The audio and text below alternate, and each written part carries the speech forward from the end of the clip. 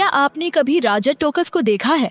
उनका नाम हाल ही में सोशल मीडिया पर ट्रोल किया गया जब ये खबर सामने आई कि उन्होंने अपनी पत्नी से शादी के दौरान धोखा दिया था और ये घटना चंद्रा नंदिनी सेट पर हुई थी। इस वीडियो में हम बात करेंगे कि राजत टोकस को क्यों अब नहीं देखा जाता और उनके व्यक्तिगत जीवन की ये विवादास्पद घटनाएं कैसे उनके करियर को प्रभावित कर रही हैं।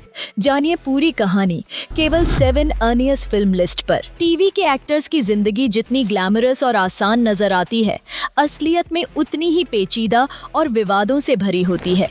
जैसे कि रजत टोकस, जिन पर extra, marital affair, spot boys के साथ झगड़ा और शो के डायरेक्टर के साथ रिश्ते में दरार जैसी गंभीर आरोप लगे हैं।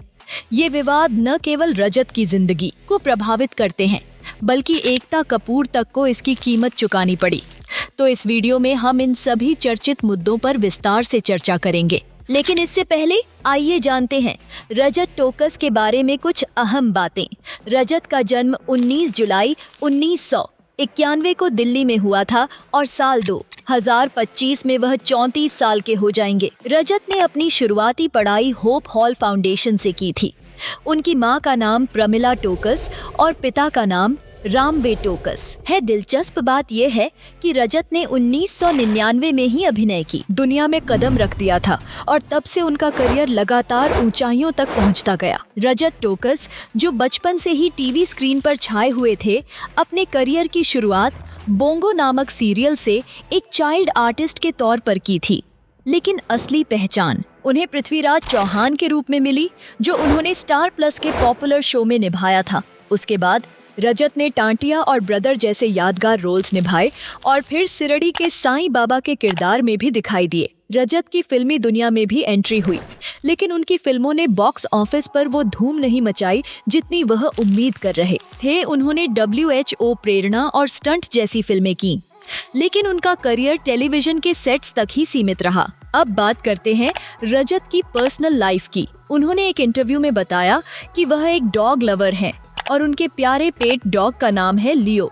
इसके अलावा उन्होंने अपनी शाइनेस को लेकर भी मजाक किया और कहा कि उनका फ्रेंड सर्कल इतना छोटा था कि अगर एक डिनर पार्टी कर लो तो बस 3 लोग ही आ पाएंगे। क्या आप जानते हैं कि रजत को बचपन से ही फिल्म डायरेक्टर बनने का शौक था?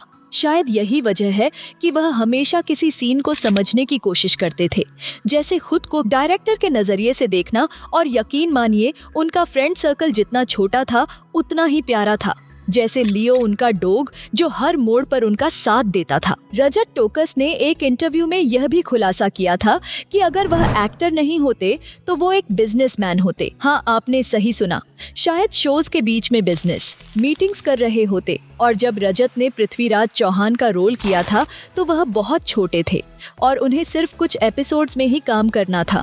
लेकिन फिर क्या हुआ, उनका किरदार इतना पॉपुलर हो गया कि मेकर्स ने उनका रोल और कुछ महीनों तक बढ़ा दिया। रजत ने टीवी इंडस्ट्री में अपनी एक्टिंग के लिए खुद को बहुत ट्रेन किया है। तलवारबाजी, घोड़सवारी और हाँ, अपनी आवाज और बॉडी लैंग्वेज को भी चेंज करने की ट्रेनिंग ली। किसी ने सही कहा है, अगर एक्टिंग करनी है तो सब कुछ करना पड़ता है। साल 2012 में रजत ने फियर फाइल्स में अंकुश का रोल निभाया था और फिर 2013 में एकता कपूर ने बालाजी टेलीफिल्म से रजत को जोधा अकबर शो का ऑफर दिया। पहले यह रोल टीवी एक्टर अविनाश रेखी को मिल रहा था, लेकिन किस्मत को तो रजत ही चाहिए था। हाँ, कभी कभी तो ऐसा लगता है कि शो बदलते हुए भी थी किस्मत को हमसे मिलवाती है। रजत टोकस को अकबर का रोल मिला था और ये शो 2013 से 2015 तक चला। 30 जनवरी 2015 को रजत ने अपनी गर्लफ्रेंड सृष्टि नैयर से 2 साल डेट करने के बाद उदयपुर के पैलेस में बेहतरीन और रॉयल तरीके से शादी की। और यह शादी सिर्फ एक आलीशान इवेंट नहीं थी, बल्कि इसे भारत की सबसे बेहतरीन सेलिब्रिटी वेडिंग्स में से एक माना जाता है। रजत ने अपनी शादी को खास बनाने के लिए उदयपुर पैलेस को 5 दिन के लिए बुक किया था। अब ये तो पता है ही, रॉयल वेडिंग्स का मतलब होता है सब कुछ ग्रैंड और यादगार। लेकिन यहाँ एक दिलचस्प बात है, बहुत कम लोगों को ये पता है कि रजत की जो करंट वाइफ सृष्टि नैयर हैं, उनका अफेयर पहले बॉलीवुड एक्टर आर्य बब्बर के साथ था। अब सोचिए, जिंदगी ने क्या ट्विस्ट लिया है ना। सृष्टि नैयर और आर्य बब्बर के बीच रिश्ता काफी सीरियस था और सृष्टि आर्य के परिवार, खासकर उनकी मां नादिरा, बब्बर के काफी करीब थी।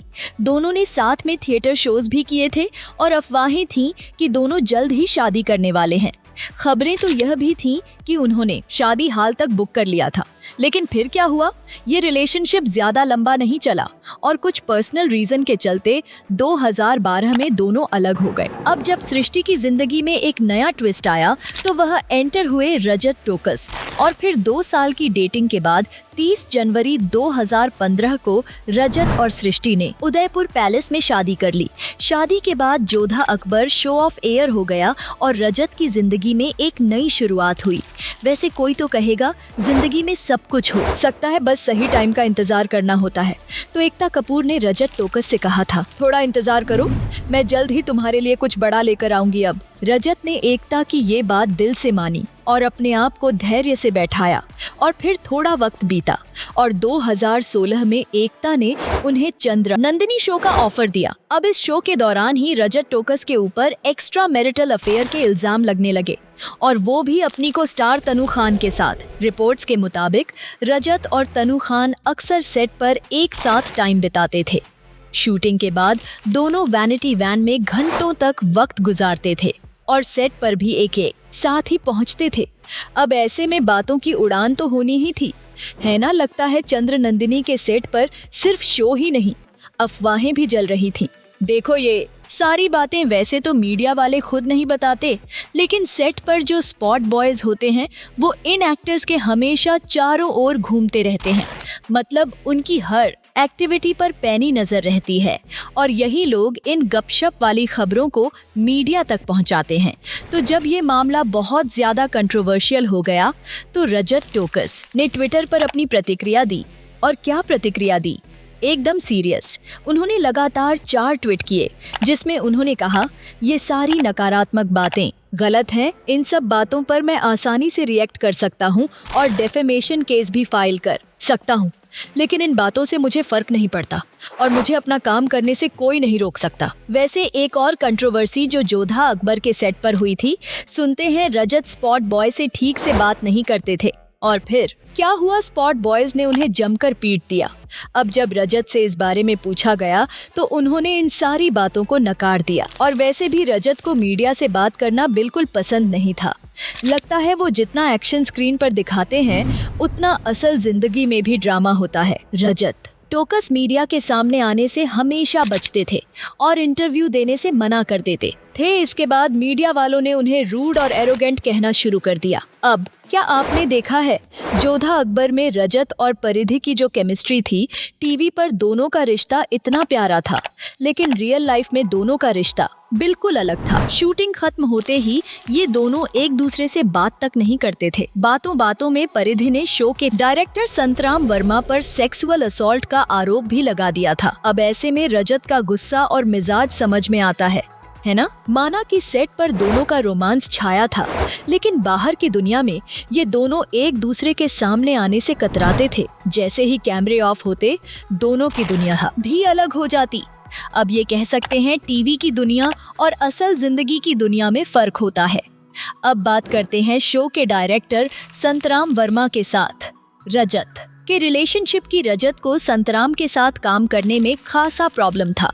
यही नहीं, जब रजत चंद्र नंदिनी शो कर रहे थे तो वही संतराम वर्मा डायरेक्टर थे। इन दोनों के बीच का टकराव इतना बढ़ते गया कि एकता कपूर को मजबूर होकर संतराम वर्मा को सेट से निकालना पड़ा भी। लेकिन यह पूरी कहानी सिर्फ यहीं खत्म नहीं होती। एकता कपूर को इसके बाद नागिन 2 में भी इसका खामियाजा भुगतना पड़ा। सोचिए, जब एक शो का किचन सेट से बाहर भी तकरार से भरा हो तो शो के हाल क्या होंगे। और फिर जब रजत ने नागिन 3 में काम किया तो वही संतराम वर्मा डायरेक्टर थे जो पहले सीजन और सेकंड सीजन के लिए भी डायरेक्टर रहे थे। उनकी कड़ी मेहनत ने शो को टॉप टीआरपी दिलवाई थी। मतलब जहां संतराम वर्मा के साथ ड्रामा था, वहीं उनके बिना भी एक और ड्रामा तो ये है टीवी इंडस्ट्री का असली स्पाइस। कभी कभी स्क्रीन पर जो ड्रामा दिखता है वही ऑफ स्क्रीन भी होता है। अब संतराम वर्मा को ये बात काफी बुरी लगी थी और उन्होंने नागिन 3 को डायरेक्ट ही करने से मना कर दिया। इसके बाद शो के डायरेक्टर और राइटर दोनों ही बदल गए और क्या हुआ, शो की टीआरपी में एक बड़ी गिरावट देखने को मिली। पहले जो शो टॉप पर था, अब वह ड्रॉप हो गया। ऐसी हालत में रजत टोकस का लास्ट शो नागिन 3 ही था, जिसमें उन्होंने विक्रांत का रोल निभाया था। अब कई साल हो गए, रजत ने कोई नया शो नहीं किया और सोशल मीडिया पे ये खबरें खूब वायरल हो रही थीं कि उनके रूड बिहेवियर के कारण उन्हें काम नहीं मिल रहा। पर रजत ने इन अफवाहों का जवाब अपने सोशल मीडिया पर दिया और साफ कहा कि उन्होंने एक्टिंग नहीं छोड़ी है, बस इंडस्ट्री से एक ब्रेक लिया है और साथ ही वह फिलहाल कोई नया प्रोजेक्ट करने का प्लान नहीं बना रहे हैं। लगता है रजत ने अपनी जिंदगी में एक नई दिशा लेने का सोचा है।